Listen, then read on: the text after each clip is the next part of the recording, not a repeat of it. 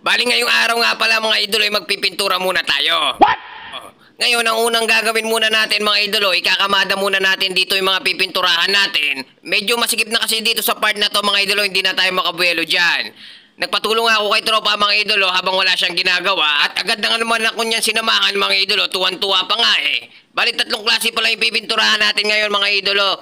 Dalawang lagay na sapatos tsaka isang patungan ng TV. Bali pala ito mga idolo na masilya na yan, unang masilya. Ngayon dodoblehin na lang natin. Ito pala yung butas ng ilong, butas ng TV pala mga idolo. Diyan natin ipapasok yung mga cable para wala siyang lumitaw pag nakapix na yung TV natin. Ang gagawin muna natin ngayon mga idolo ay babarasin lang natin to para matanggal yung alikabok. Kung meron kayong walis mga idolo, walisin nyo. Kasi ito lang yung walis namin dito. Dito eh. Pag binasilyan kasi natin yan mga idolo, may alikabok pa sa taas, ay magtutuklapan yan mga idolo. Bari wala na tayong ginawa. Kaya make sure mga idolo, tanggalin natin yung alikabok bago natin patungan ng masilya. Tanggalin yung alikabok mga idolo, kung meron kayong basa, punasan nyo na para hindi talaga kakapit yung alikabok natin. Naghanap nga ako dito sa basurahan na nalagyan ng masilya natin mga idolo. Namili pa ako, ito na lang nakita kong malinis mga idolo, may tahi pa yata. Ipiprepare ko muna yung gagamitin kong materialis mga idolo para hindi ako pabalik-balik eh, kanina pa ako naghihilo. Gago!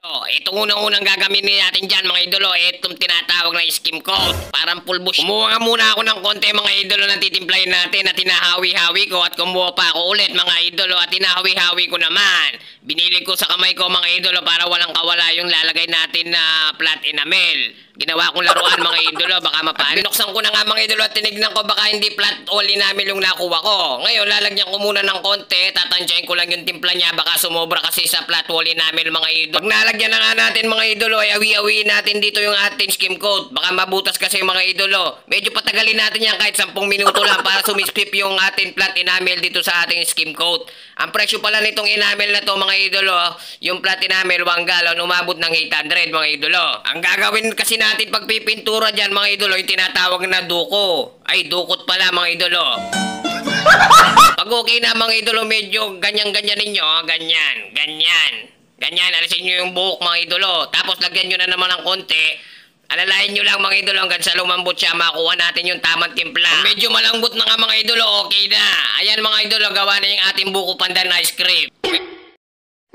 Ngayon mga idolo, ito yung mga masilyahan natin. Yung mga black screw na pinagkabitan mga idolo. Tatakpan natin ng masilya yan mga idolo, mamasilyahin natin ang buo. Pag mamasilya mga idolo, dapat konti-konti lang mga idolo. Yung sakto lang, kasi dudulas sa paleta yan mga idolo, magdudumi ka dyan. Pag nagmamasilya ka nga, dapat paratag yung pakiramdam mga idolo at sabayin mo ng kalmadong kondisyon.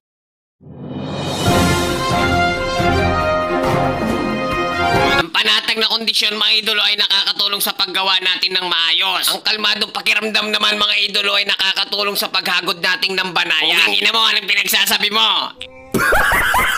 Ito nga mga idolo ay medyo patapos na tayo mga idolo. Nakalahati na natin siguro yan mga idolo. Tatakpan lang natin yung mga black screw dyan mga idolo, tapos ibabaliktad na natin mga idolo. Nung tapos na nga tayo sa isa mga idolo, kinuha ko na itong lagayan ng sapatos na isa mga idolo. Pagtingin ko mga idolo, ang daming bulutong. Ang dami pandumi mga idolo. Yung natuyo na masilya yan mga idolo, tumigas kaya hindi na natanggal. Ngayon mga idolo, kikis-kising ko muna para kuminis naman kahit konti lang mga idolo. Pag nalinis na nga natin mga idolo, pahiran na natin ng mabilisan na masilya mga idolo. Takpan natin yung mga bulutong na yan mga idolo, yung kulay itim. Pagtapos nga natin matakpan mga idolo, itabi muna natin. Mamaya ng kabilang pisngi. Magbe-break time muna ako mga idolo. Kanina pa ako gutom na gutom. Tinawag ko na nga sila tropa mga idolo. Nakita ko nagkikis-kis ng pinto ng cabinet mga idolo, pinapakinis niya. Pipipinis na kasi yan mga idolo. Si tropa naman natin isa mga idolo, ito kinikis-kis yung cabinet sa taas mga idolo. Sabi ko sa kanya, wag niya masyadong pakakis-kis mga idolo. 3 kiss-kiss lang siguro mga idolo para lumabas si Gina. Kaya ko na nga sila mag-break time mga idolo, pero ayaw pa nila. Busog pa daw sila mga idolo. Kumain pala sila ng donut kaninang umaga. Ito pala yung cabinet natin sa baba mga idolo. Yan yung lagayan ng kasirola, arenola at yung lutong tinola kaninang ni Lola. Oh my God! Itong cabinet dito sa kitchen mga idolo, siguro kikinisin na lang to, tapos ipipinis na mga idolo. Yung batikan natin pintor mga idolo, siya magpipinis yan, yung galing New Zealand mga idolo. Ito pala yung napinis na cabinet natin mga idolo, yung lagayan ng baso, kutsara, tsaka tinidor mga idolo. Yan mga idolo, sobrang kintab. Bali lalagyan din natin ng ilaw yan mga idolo. Ito yung power supply natin mga idolo. Papaikutan natin ng strip light niya para pagbukas ng pinto ng cabinet mga idolo, maliwanag. At puputulin ko muna tong video natin mga idolo, babalikan ko na lang yan at ako'y magbe-break time muna. Maraming salamat sa panunood. Manila Electric ang inyong lingkod.